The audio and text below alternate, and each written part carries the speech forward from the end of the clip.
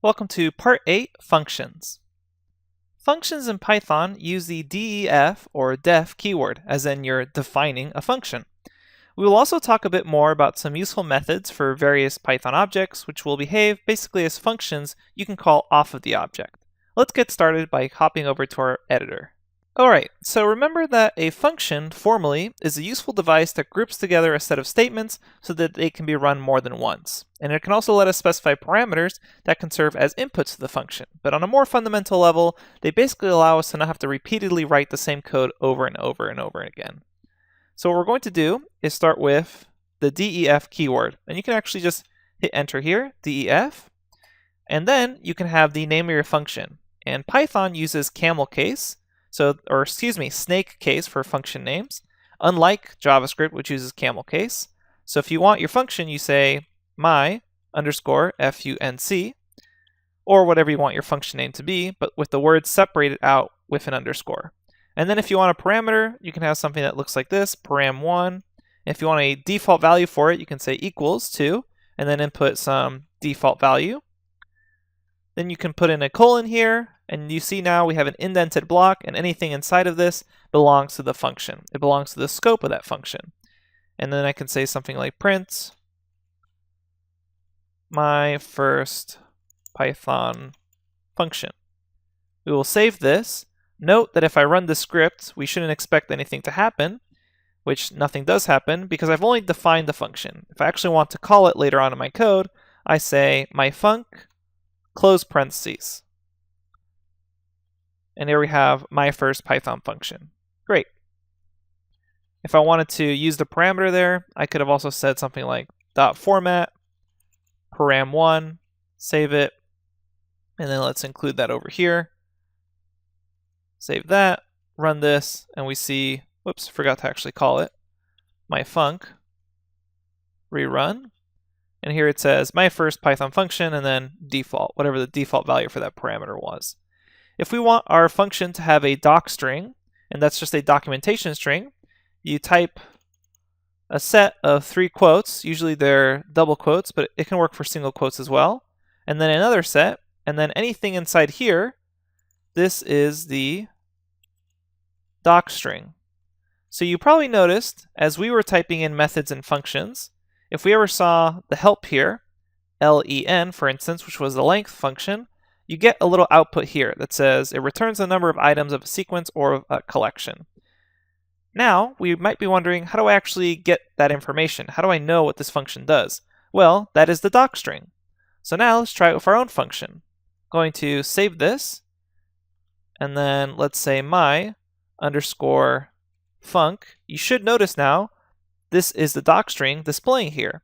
And Python basically will go over to the function, check if there's a doc string immediately below as a multi-line comment, and you can do a multi-line comment with these sets of 3 quotes, meaning anything inside these sets of 3 quotes is part of the comment. So now again, if I check my func here, I see this is the doc string and then these various lines that I wrote.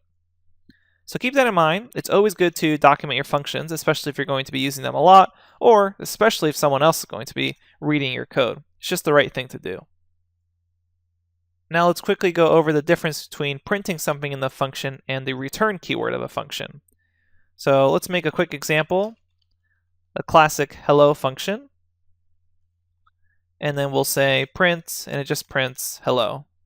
We save that. If we want to call it, if we want to call it later on in our code, all we have to do is make sure you're lined up outside of the scope of the function. Call hello. We'll save this, run this code, and here I have hello. So again, indentation is very important. Make sure you didn't accidentally do something like this while you're coding.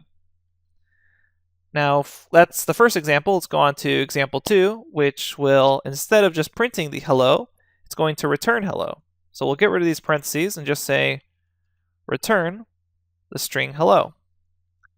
So now if I call hello and I run this, I don't get anything out. And that's because it was just returning hello. It wasn't actually printing it. So I can say something like result is equal to hello being called, and then I can print out that result. We'll save this, run the code, and now I see I get hello as the output. And this is the way you're going to see most functions work. it will actually return an object for you to save as a variable and use later on. Now, a quick note, again, if you're coming to Python from a different language that is not dynamic programming, you may have to be careful when you're defining a function as far as what inputs you expect. So let's imagine I create a function that adds two numbers together, and hopefully this example looks a little familiar to you. And it takes in num1, num2, colon, and then it returns num1 plus num2. What you probably expect your user to do is something like this. Result is equal to add num, and then let's say 2 and 3. And then if I print out my results, save it, we run this, and I get 5. But Python will work for a lot of things. So if I actually input two strings here, or let's say even worse, for some reason my inputs were strings instead of being numbers, we can save that, run this, and now it outputs 23 instead of 5. So this is kind of a more realistic error you might get in your code. Let's say you asked for a form input with Django and it returned it back as a string and you were expecting a number. This kind of error could easily occur. So what you may want to do is actually check for types. And you can check for a Python type using the type keyword. So if you say something like print type of result, I will save this. Let's run it. I get its class str, which means it's part of the string class. And then if I make these back into integers, save this and run this again, I get class int. So sometimes you'll probably want to have a check that says something like this. If type of num1 is equal to type of num2 is equal to type of 10, and then we'll have the colon here, return num1 plus num2. And then we'll say else, return, sorry, I need integers. So now let's see how this works. If I save this and run just print results, save that, clear my console, run Python notes, I get 5 out. But now if I type in 2 and 3, save that, run this, it says, sorry, I need integers. Again, this is a very simple way to test if type inputs are correct. We'll discuss much more formal methods such as checking for actual exceptions and errors and doing unit testing later on in the course. For right now, just keep this in mind that you may get different types than you expected, and that Python can still deal with them. Now let's briefly discuss what is known as a lambda expression. And often you won't always need a full-blown function like we've defined here. You may just want to use a function just one time, which means you didn't really need to define it more than that one time you used it. And in some of these cases, it makes more sense to use what is known as a lambda expression. And it looks like this. Lambda expression.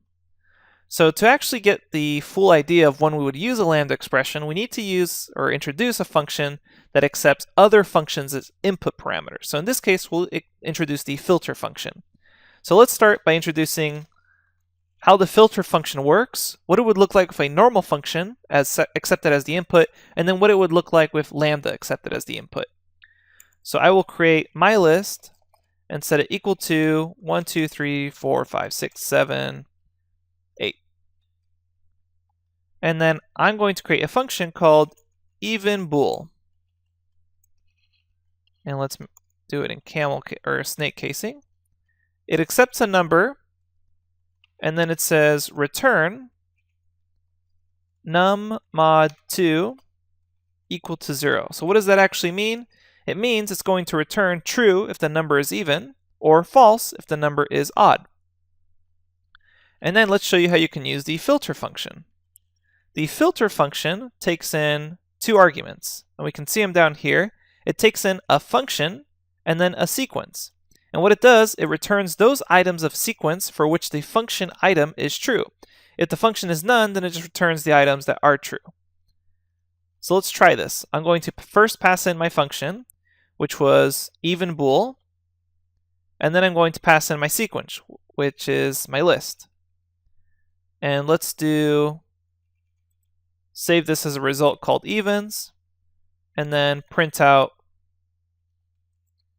evens casted as a list. We will save this, clear the console, and then run python.notes.py. And then here I have 2, 4, 6, 8. So I have now all the even numbers from this list. And this is again just filtering out wherever even bool returned true on my list. And then we had to cast it as a list, because if we didn't, we would otherwise get a little generator object. So if I save that and run this again, I get this thing that says filter object, and that's because, like I mentioned for range, this is actually a generator, and it won't actually create the list unless you specifically ask it to. All right, so now let's show you how we can do that with a lambda expression. So a lambda expression is basically a breakdown of this function, or of any function really.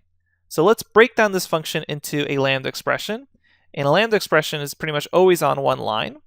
So the first thing we need to do is take care of the input. So a lambda expression has no name, which is why it's also sometimes called an anonymous function. So I replace all that with just lambda num. So again, I replace def, the name of the function, and any inputs with just lambda, and then the input itself. And then we say colon, we get rid of this return keyword, and now we have our lambda expression. This is the lambda expression version of the even bool function we just made. So I will cut that out and then paste it here. And this is a typical use case for lambda. We don't actually want to define an entire function if we were only going to use it once inside of another function.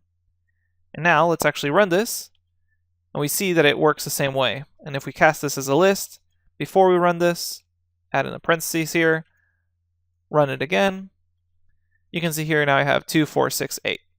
Great, so that is all working the same as it did before. So those are lambda expressions. We'll see them later on in the course, so if you don't fully understand them yet, don't worry, we'll get plenty of more practice with them. Finally, I want to show you just some useful methods that you may not be familiar with for all these various basic data types that we've learned about. So for a string, some nice methods that we've already discussed are .lower, which lowercases everything, .upper, which uppercases everything, and then split, which splits up on whatever you want to be a list. So let me show you a more realistic example of where you may encounter .split. Let's say we're trying to make a Twitter clone. So I say tweet, and I say go sports, hashtag sports. And I'm only looking for things that are on the hashtag.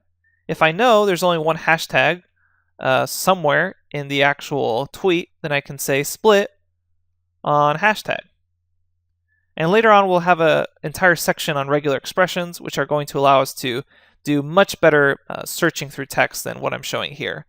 But let's do that. Let's say st.split, and I'm going to save this as result. And now let's run python.notes.py, and whoops, this should be not st.split, this should be tweet_split. Save it, now run it again. And we don't get anything back because I didn't print out the result. Save it, run it, and here it says go sports, sports. So I know sports here is the actual hashtag. So if I wanted just that, what was under the hashtag, then I could say 1 there, and I get out sports. And that's a way you would probably more realistically use the .split method off of a string. Then I want to quickly mention the in operator. It's not a method, it's just something that's really useful. If you ever want to know if something is in a sequence, for example, if I want to know is X in the list 1, 2, 3, all you have to do is use the keyword in to solve that. And this will return a Boolean. So I can print out the result of this entire thing, run the code, and it says false. X is not in 1, 2, 3. But now if I add X to this, save it, run it again, I get back true. Okay, there are a lot more examples of functions and various other things in the actual lecture notes, so check out part 8_functions.py for fully commented code with a lot more examples if you feel like you need more. Thanks everyone, and I'll see you at the next lecture.